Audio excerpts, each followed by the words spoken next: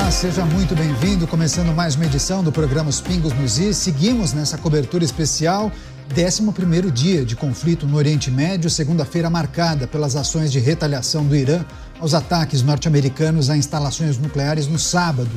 O Irã disparou mísseis contra a maior base militar dos Estados Unidos no Oriente Médio, situada no Catar. Agora o mundo está em alerta para uma escalada ainda maior do conflito na região. A ofensiva gerou reações do Catar, que se disse reservar o direito de responder com a mesma força. O Irã, no entanto, afirmou que as ações seriam apenas uma forma de garantir a manutenção de sua segurança, pedindo ao país vizinho que não interprete os ataques como uma ameaça. Por fim, a Guarda Revolucionária do Irã publicou uma mensagem indireta a Israel. Vou abrir aspas. Agora somos só você e eu. Você não terá como escapar. Fecho aspas. Enfim, são vários aspectos dessa guerra, do dia de hoje, que a gente precisa trazer, analisar, discutir com os nossos comentaristas e também convidados que vão participar desta edição de Os Pingos nos Is. Vou chamar o Luiz Felipe Dávila, que está a postos, preparado, conectado com a gente. Dávila, seja bem-vindo. Ótima noite a você. Acompanhamos no fim de semana a entrada dos Estados Unidos, é assim que muitos chamaram, mas há quem faça a leitura de que foi um ataque pontual. E aí, a retaliação iraniana à base norte-americana no Catar. Enfim, queria pedir sua reflexão desses dois momentos importantes do conflito. Alguns falam em escalada, outros entendem que foram alertas dados dos Estados Unidos ao Irã. Enfim, quais são suas reflexões acerca desse momento? Bem-vindo.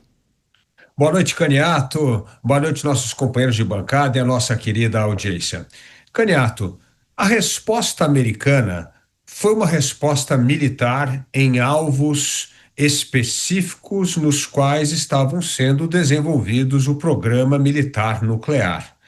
A resposta do Irã hoje também foi em cima de um alvo específico que foi a base militar americana no Catar. Por enquanto, é isso, vamos dizer assim, a coordenação dos movimentos de guerra, alvos militares, não envolveu os civis, está tudo certo. O problema...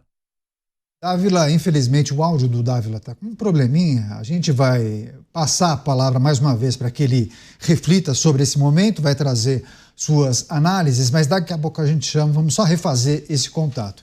Enquanto isso, quem está com a gente aqui no estúdio, o Henrique Kriegner. Vocês conhecem o Kriegner, participa de vários telejornais e programas. Kriegner, seja bem-vindo, uma ótima noite a você. Estamos atualizando a audiência da Jovem Pan sobre o conflito no Oriente Médio e hoje um dia que a gente precisa destacar o ataque iraniano à base norte-americana no Catar. Havia, inclusive, a informação de um ataque a uma base norte-americana no Iraque. Só que esse ataque não foi confirmado. E é preciso também a gente ponderar a respeito do que é verdade ou apenas faz parte daquela guerra de narrativas também, né? Exato, Caniato. Muito boa noite, é um prazer estar aqui mais uma vez, é sempre muito bom quando nós estamos juntos. Quero dar boa noite também aqui à nossa bancada, também aos que nos acompanham, seja pela rádio, aí, pela TV ou mesmo pela internet. Realmente, Caniato, nós temos que ter uma cautela nesse momento para entender o que é narrativa e o que é verdade factual, né? Nesse primeiro momento, isso é tão importante, justamente porque, inclusive, nesses últimos dias, nós temos visto uma chuva, inclusive nas redes sociais, de conteúdos, tweets, ali de posts por parte de órgãos oficiais do governo iraniano, também governo israelense, governo americano, todos defendendo o sucesso das suas missões. Ora, se todo mundo tem tido sucesso, então alguém não está falando a verdade, porque um está indo contra o outro ali, né? Então, nós temos visto também peças de propaganda, especialmente por parte das Forças Armadas iranianas, enaltecendo o poderio militar, e é sabido e notório pelos dados aí dos especialistas na questão bélica, de que todo o armamento iraniano não é tão grande assim e não consegue sustentar um conflito por tanto tempo dessa maneira. Então, tem muita coisa que a gente precisa agora investigar, debulhar um pouco mais para entender qual é a verdade, Caniato. Eu acho que um dos principais pontos aqui também da gente trazer é qual é a motivação por detrás de cada uma dessas movimentações. O que nós estamos vendo agora é essa ameaça de retaliação como o próprio Dávila também já estava trazendo, ameaça de retaliação por parte do Catar, também por parte agora dos Estados Unidos, um silêncio agora, não se sabe muito bem o que vai ser feito depois que as suas bases foram atacadas. A gente tem que entender qual vai ser a base dessa motivação, agora dessa retaliação, porque essa retaliação pode se dar tanto por um ataque direto, quanto também pelos proxies que o governo iraniano tanto trabalha, né? Certamente, também a gente vai projetar se grupos rebeldes, outras nações estenderiam a mão para o Irã. Há também reflexões nesse sentido, a gente vai trazer também as análises e ponderações dos nossos comentaristas. Eu vou passar mais uma vez a palavra para o Luiz Felipe Dávila. A gente interrompeu a análise dele por uma questão de áudio, agora refizemos o contato. Dávila, mais uma vez, vou pedir, por gentileza, que você retome o seu raciocínio, o seu comentário. Você falava sobre o ataque do final de semana realizado pelas forças norte-americanas a bases iranianas, e aí você também trazia a sua percepção sobre o ataque iraniano de hoje. Por favor. Bom, boa noite, Caniato, novamente a você, a nossa audiência e os meus colegas de bancada. Como eu disse, foi um ataque militar, alvos militares. Tanto o ataque norte-americano no Irã, como hoje a resposta do Irã numa base americana no Catar. Tudo bem, isso faz parte do que eu chamo da coreografia da guerra. O grande problema hoje, eu não entendo que seja a escalada militar, seja a perda do controle político no Irã. Porque o que é a grande incógnita hoje é como a guerra vai afetar o regime iraniano. Hoje, o Irã é uma ditadura clerical que controla a máquina do Estado, inclusive o exército, as forças revolucionárias, e por isso esta resposta de maneira moderada, avisada aos Estados Unidos e que no fundo acabou não tendo vítimas. E isso é muito importante, tanto que a reação do presidente Donald Trump é agradecendo ao Irã e abrindo a conversa para a paz. O ponto é se este conflito vai fazer com que o núcleo de poder hoje acabe se dissolvendo e passando para as mãos de pessoas mais radicais. E aí nós podemos perder o controle da guerra, tanto a reação do Irã como Estado, como também, como bem disse o Krieger, a questão dos proxies, das organizações terroristas, como é o caso do Houthis no Iêmen, como é o próprio caso de outras organizações terroristas infiltradas principalmente hoje no Iraque.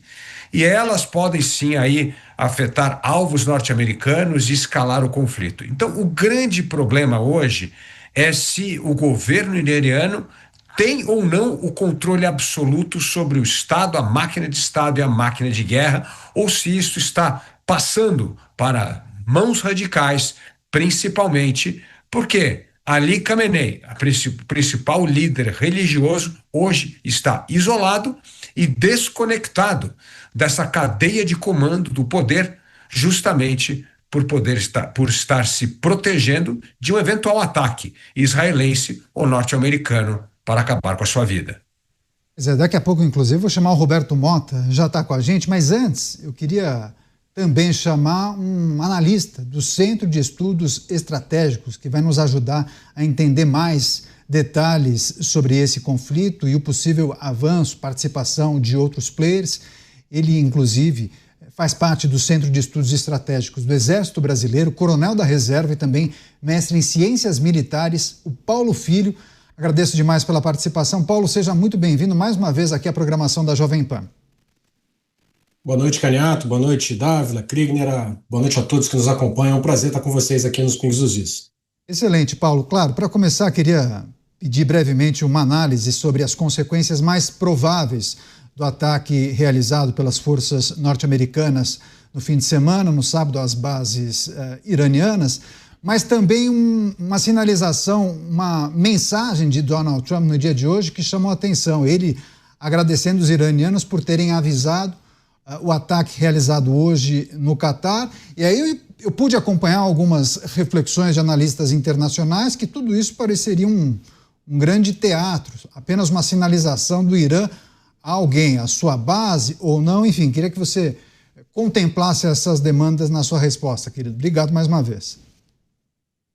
A situação do Irã é uma situação muitíssimo difícil, né? Enfrentar o poderio militar norte-americano, nenhum país hoje no mundo consegue, né? A operação que os Estados Unidos fizeram de bombardeamento de Fordo, das instalações nucleares de Fordo, somente os Estados Unidos poderiam ter feito daquela forma, fizeram, foi uma excelente demonstração de força.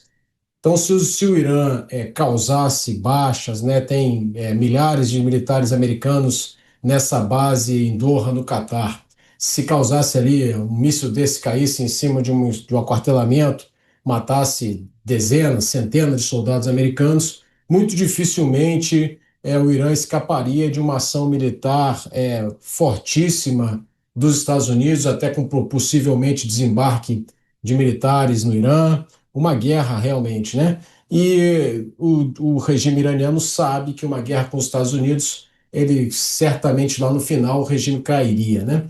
Mas, por outro lado, o regime precisava dar uma resposta para suas bases, né? Para sua população interna, para o público interno, também para o público externo, para os seus proxies, né? E vejam, o Irã lançou 14 mísseis em direção à base americana, exatamente o número de bombas que os Estados Unidos utilizaram sobre a instalação de Fordo. Então, para caracterizar exatamente que foi uma resposta a esse ato e que dali não querem passar. Ao aviso prévio ao Catar também foi nesse sentido, tentando evitar ao máximo que houvesse alguma baixa, né? Justamente para não haver um enfrentamento aos Estados Unidos. Os Estados Unidos, por outro lado, também não querem essa guerra. O presidente Trump já deu repetidas declarações, né, que era uma ação pontual contra as instalações nucleares de produção, né, de instalações nucleares do Irã, para evitar ou retardar ou destruir o programa nuclear iraniano, e por ali ficavam os Estados Unidos. E essa própria mensagem que foi citada aqui por vocês já hoje, da Guarda Revolucionária Iraniana, dizendo agora somos para Israel, né? Agora dizendo somos nós dois, é uma mensagem também para os Estados Unidos, para que os Estados Unidos entendam que não vai haver mais reação contra interesses americanos e que a reação do Irã se concentrará apenas nos israelenses. Então, são os iranianos fazendo uma manobra estratégica, né, para tentar evitar o confronto com os Estados Unidos e manter o confronto apenas com Israel. De qualquer maneira, nós caminhamos numa linha muito tênue, né? Porque se por acaso um desses mísseis caísse sobre objetivos americanos, né, alguma falha, os Estados Unidos ou o Catar não tivessem conseguido destruir esse míssil no caminho, interceptar esse míssil, nós poderíamos ter sim um incidente grave que poderia levar à escalada da guerra, à escalada dos acontecimentos. Então, há uma série de cuidados, tanto dos Estados Unidos quanto do Irã, para não escalarem a guerra, mas a guerra entre Israel e Irã vai prosseguir enquanto o Irã tiver condições de combate, e acho que essa é uma primeira visão geral sobre o que está acontecendo. Paulo Filho, mestre em Ciências Militares, entrevista ao vivo aqui com a gente na Jovem Pan. Paulo, peço licença, o Roberto Mota está com a gente. Mota, seja bem-vindo, ótima noite a você. Sua pergunta ao nosso convidado, por favor, Mota. Coronel, qual é a qualidade das Forças Armadas iranianas? Que chance elas têm em um enfrentamento, por exemplo, contra tropas americanas ou, num cenário muito difícil de imaginar, mas possível, o exército israelense?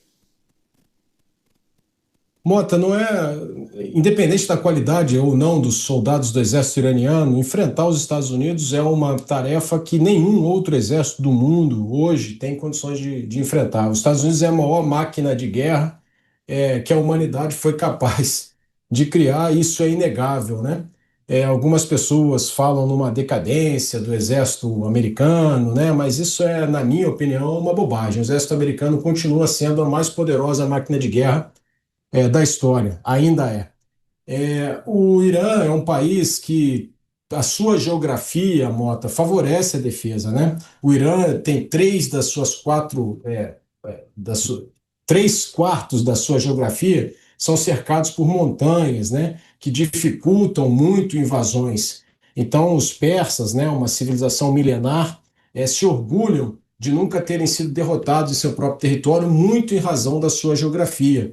É um exército bastante grande, é um exército que tem uma força, tem um poderio convencional, mas certamente não seria páreo para um enfrentamento com o exército americano.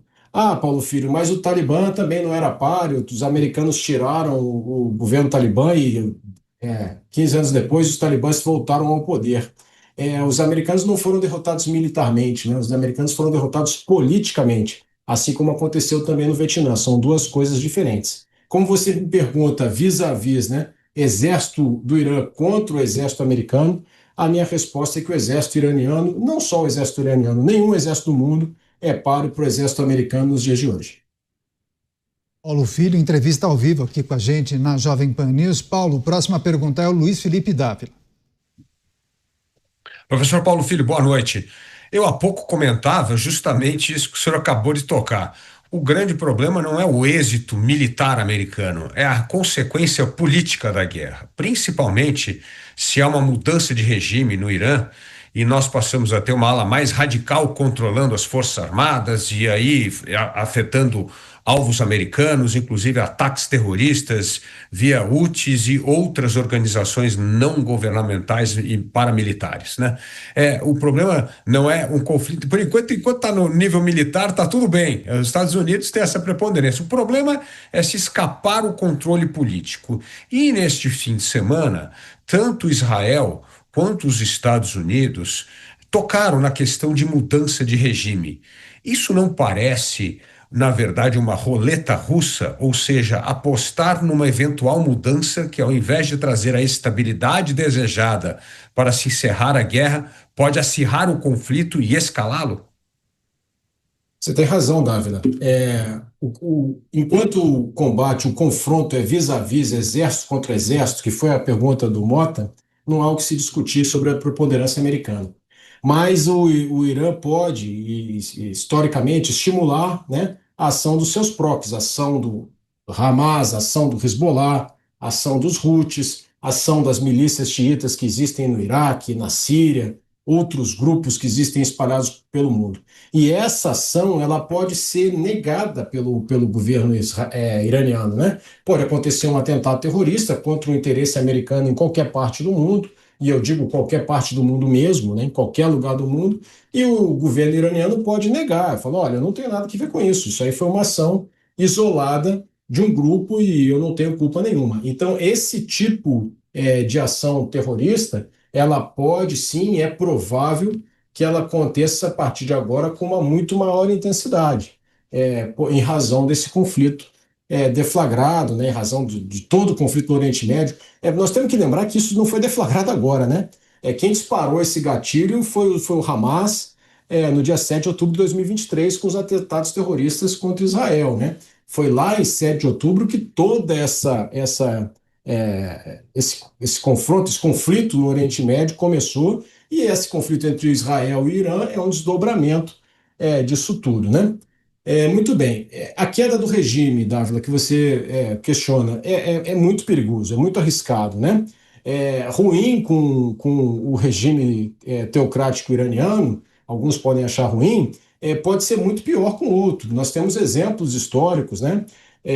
Na Síria, agora ninguém sabe o que vai acontecer com a queda do Bashar al-Assad, mas na Líbia, no Iraque, né? Os países que houve os movimentos da Primavera Árabe, a gente não sabe o que vem pela frente, né? Então é sempre uma instabilidade. E eu acho que é por isso que a gente observa, né, nas entrelinhas, o próprio presidente Trump disse no primeiro post dele, né, que não queria uma mudança de regime. Isso foi dito pelo vice-presidente, foi dito pelo secretário de Estado.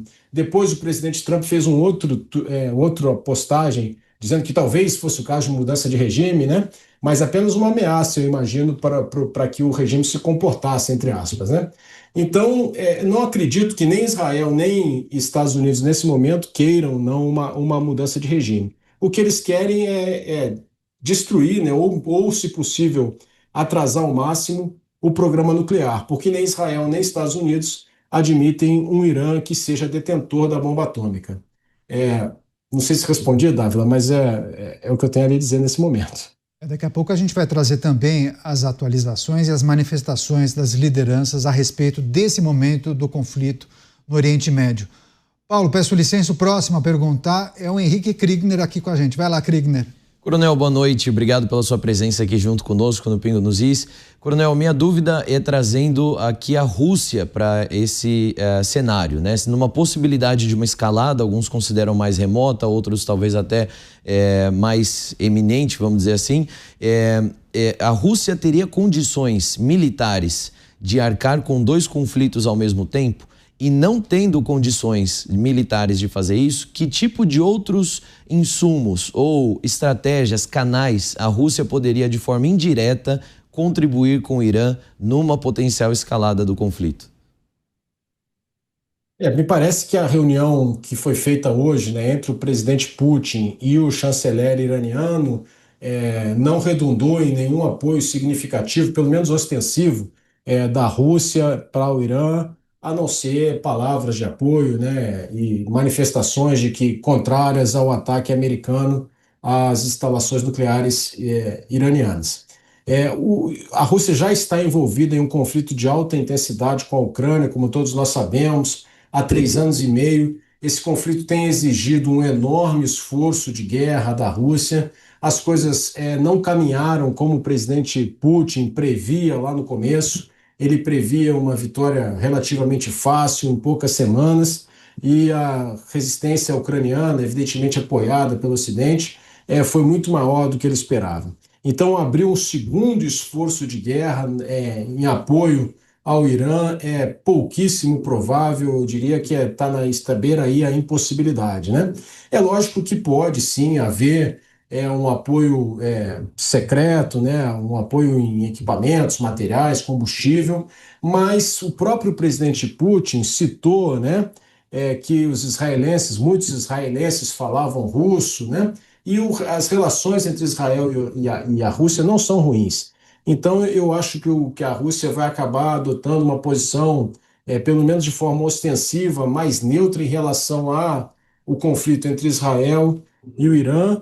E se fizer algum apoio, será um apoio muito velado, que nós não saberemos o que aconteceu, porque será de forma secreta. Mas se houver também, acredito que seja muito pontual e sem muita intensidade. Diferentemente do que acontece na outra mão, né? Os iranianos ofereceram um grande apoio aos russos com os drones Shahed, especialmente, né? Forneceram muito equipamento e continuam fornecendo muito equipamento para a Rússia.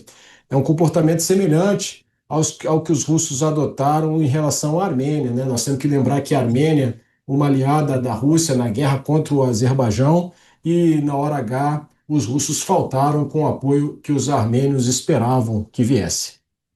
As últimas informações, as atualizações do conflito no Oriente Médio, também as análises dos nossos comentaristas e aqui convidados especiais para a gente entender exatamente quais são os caminhos possíveis para esse conflito. Paulo, peço licença, o Roberto Mota vai chegar também com a sua reflexão, sua análise sobre esse momento do conflito. Mota, segunda-feira marcada por essa resposta do Irã, o ataque a instalações americanas no Catar, sem vítimas, embora muita gente tenha dito que o ataque norte-americano do fim de semana poderia representar uma escalada do conflito, há quem entenda que, na verdade, foi muito mais uma sinalização, demarcação de território, uma sinalização, enfim, queria pedir exatamente sua leitura sobre o ataque norte-americano do fim de semana e essa retaliação, a resposta iraniana no dia de hoje. Essa é uma situação muito complexa, com inúmeros elementos que, para serem compreendidos, é preciso conhecer muito mais de história, entender toda a dinâmica da região. O que nós soubemos é que aconteceu, no final de semana, um movimento, um ataque militar, do ponto de vista militar, impressionante. Um grupo de bombardeiros B-2 partiu numa base do Missouri, no coração dos Estados Unidos, carregando bombas, provavelmente a bomba mais poderosa, que não é nuclear, que existe no arsenal dos Estados Unidos. Eles voaram durante 17 ou 18 horas, mantendo as comunicações no mínimo para não chamar atenção. Foram reabastecidas em pleno voo, chegaram no leste do Mediterrâneo e iniciaram um ataque. Esse ataque teve a participação de caças, teve a participação de submarinos também, que lançaram mísseis Tomahawk contra alvos importantes no Irã.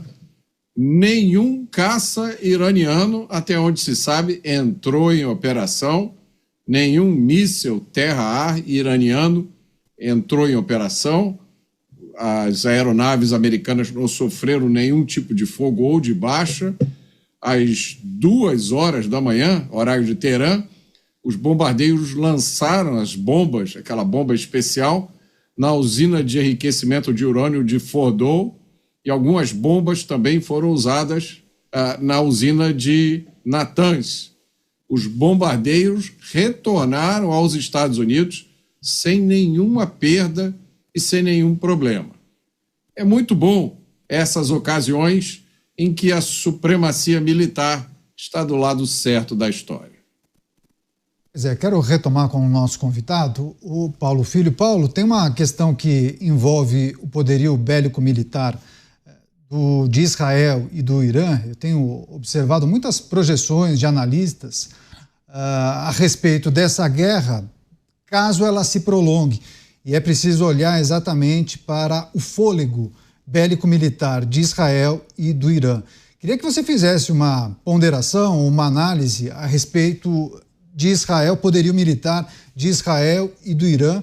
E caso essa guerra se estenda mais do que as forças dos dois países imaginem, quais seriam os players? Aí eu conecto essa pergunta ao que disse o Kriegner, né, que pediu que você trouxesse suas percepções a respeito da Rússia. Quais são os players que poderiam ajudar essas duas nações caso haja um prolongamento dessa guerra? Do lado de Israel, é sabido que os Estados Unidos sempre estenderão as mãos em um eventual prolongamento desse conflito. E do lado do Irã?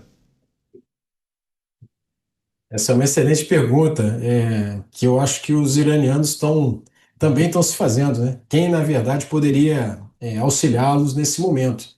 Não vejo muitas possibilidades, não. Acontece que Israel estabeleceu um aspecto importantíssimo do ponto de vista militar desde o início dessa guerra. Os dois países estão separados, como todos nós sabemos, né, por mais de 1.000 quilômetros de distância entre um e outro. Há 3 países interpostos, né, Jordânia, Síria e Iraque. Então não haverá tropas, né, não haverá boots on the ground, não haverá combate de alta intensidade, combate de atrito, a guerra que nós estamos acostumados a ver lá na Ucrânia, por exemplo, né, drones, enfrentamentos de soldados de infantaria, prisioneiros de guerra. Isso não vai acontecer.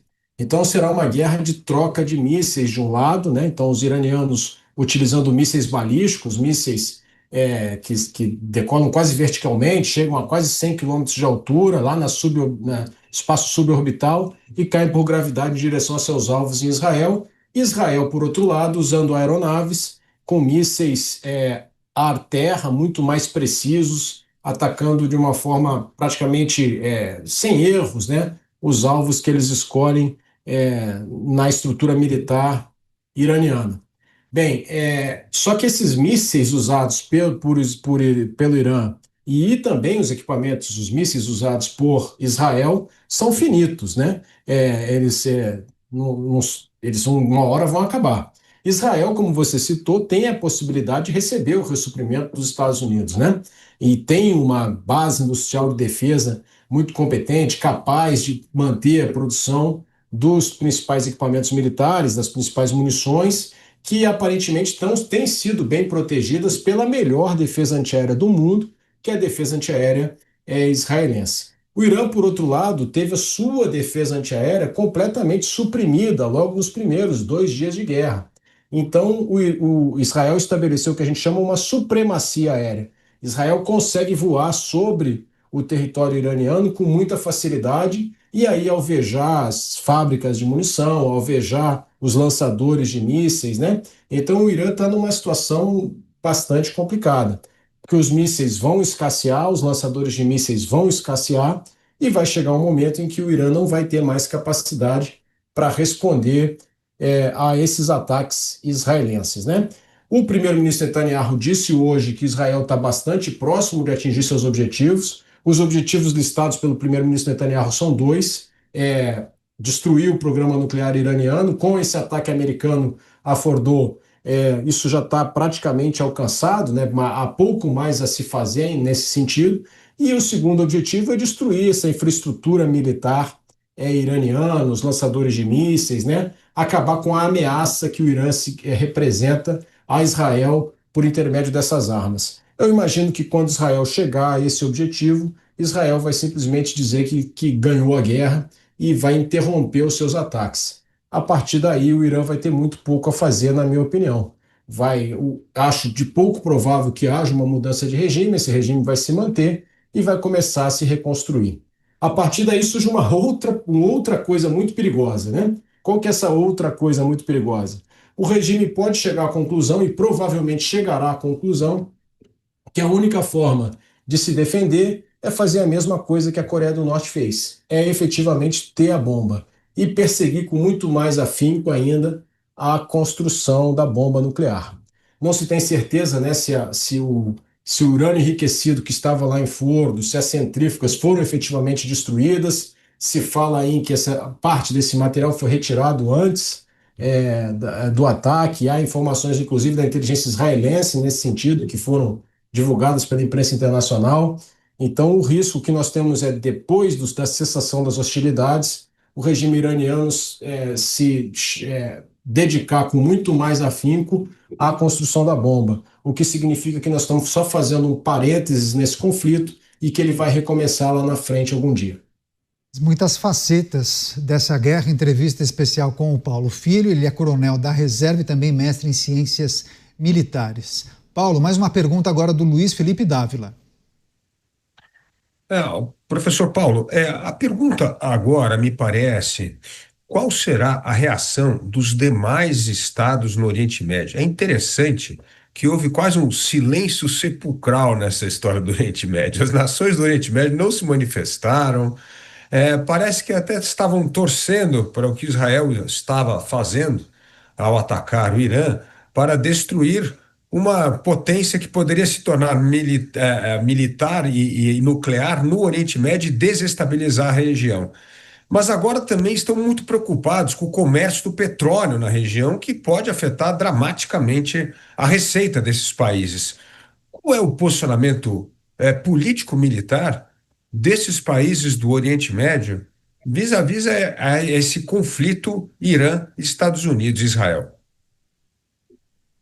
Nós temos uma rivalidade grande entre o Irã e a Arábia Saudita, né? A Arábia Saudita, como líder dos países árabes, os países do Golfo, predominantemente sunitas, né? E os xiitas, liderados, o Irã como principal líder dos xiitas, né? O país que era o aliado do Irã, o maior aliado do Irã na região, era a Síria, do governo Bashar al-Assad, mas que, embora não fosse xiita, né, fosse alauíta, era um país que tinha uma aliança, né, com o Irã. E agora a milícia Houthi, que conquistou a parte principal do Iêmen, né, governa de fato o Iêmen, então os Houthis do Iêmen também são aliados iranianos. Os demais países não são aliados do Irã. Na verdade, há uma grande rivalidade entre sauditas e iranianos que foi, de certa forma, amainada, né, com o retorno das relações diplomáticas que aconteceu recentemente, se não me engano, em 2023 ou 2022, intermediada, aí, inclusive, pela China. A China fez essa intermediação dessa reaproximação entre sauditas e iranianos. Dito isso, é claro que os sauditas não desejam, e os outros países do Golfo, os árabes, não desejam que o Irã tenha uma bomba nuclear, porque haveria uma corrida armamentista na região, uma grande instabilidade regional. O príncipe Mohammed bin Salman já disse isso publicamente, que se o Irã tivesse a bomba, a Arábia Saudita teria que ter a bomba. Ora, se a Arábia Saudita e o Irã tivessem a bomba, é lógico que a Turquia quereria ter a bomba. Se a Turquia tivesse a bomba, o seu grande rival ali europeu, a Grécia, também ia querer ter a bomba, ou seja, uma corrida armamentista que desestabilizaria ainda mais uma região bastante instável. Acontece da vida que a Rua Árabe, né? A Rua Árabe se manifesta, a opinião pública islâmica, ela se manifesta especialmente por causa da questão palestina, né? Essas imagens das crianças na fila da comida, né? As notícias de 50 mil mortos na faixa de Gaza, tudo isso cala na opinião pública árabe, então, e islâmica, né? Islâmica especialmente. Então é muito difícil para uma liderança política de um país desse, da Arábia Saudita, Catar, Emirados Árabes, né, se colocar favoravelmente a uma ação americana ou israelense, que é essa, né, de eliminar o arsenal nuclear iraniano, o programa nuclear iraniano, por causa da Rua Árabe. Então, esse silêncio, né, meio constrangido a que você se refere, eu atribuo a essa questão que eu acabei de explicar. Paulo Filho, entrevista especial aqui no programa Os Pingos nos Is, os caminhos possíveis para esse conflito no Oriente Médio. Mais uma pergunta do Henrique Kriegner.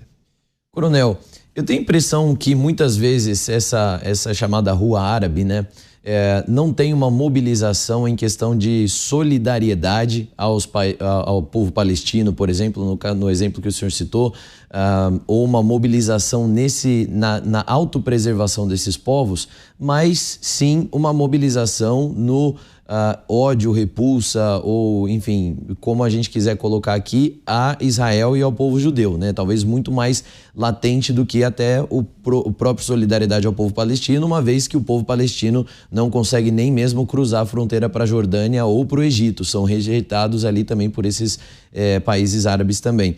Nesse sentido, a gente consegue ter algum tipo de esperança de um diálogo, ainda que seja entre Israel e Irã, para que haja uma maior estabilidade na região? E aí eu termino com um adendo nesse sentido, que é a questão do armamento nuclear.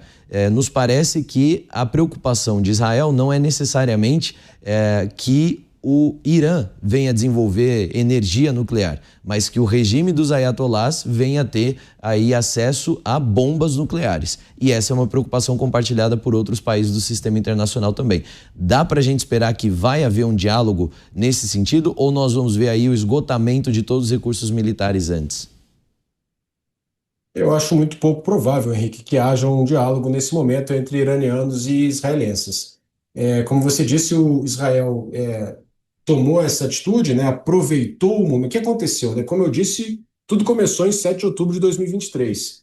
A reação ao 7 de outubro de 2023, ela debilitou bastante, muito o Hezbollah. Né? A gente vê o Hezbollah incapaz de fazer qualquer resposta. Isso era impensável anos atrás. Né? O Hezbollah era uma enorme dor de cabeça para o governo israelense. A gente vê os Houthis também com uma resposta muito tênue. A gente vê o Hamas praticamente destruído, completamente destruído. Não há mais a Síria do Bashar al-Assad, então também não há mais esse apoio. E essas circunstâncias, né, colaboraram para que Israel encontrasse, neste momento, um momento adequado para finalmente tomar a decisão de destruir o programa nuclear iraniano. Há também questões de política interna lá, em que envolvem a coligação que sustenta o governo do primeiro-ministro israelense, do Netanyahu, mas vamos deixar só esses aspectos externos por enquanto. Por outro lado, o Irã não admite a existência do Estado de Israel, nunca admitiu, né? O governo iraniano se refere a Israel como o pequeno Satã, os Estados Unidos como o grande Satã. O governo teocrático iraniano me parece muito distante de qualquer acordo diretamente com Israel. Então eu não vejo, Henrique, no curto prazo, uma possibilidade de paz entre esses dois países que não seja uma paz armada, que não seja uma espécie de cessar-fogo esperando o início do próximo conflito.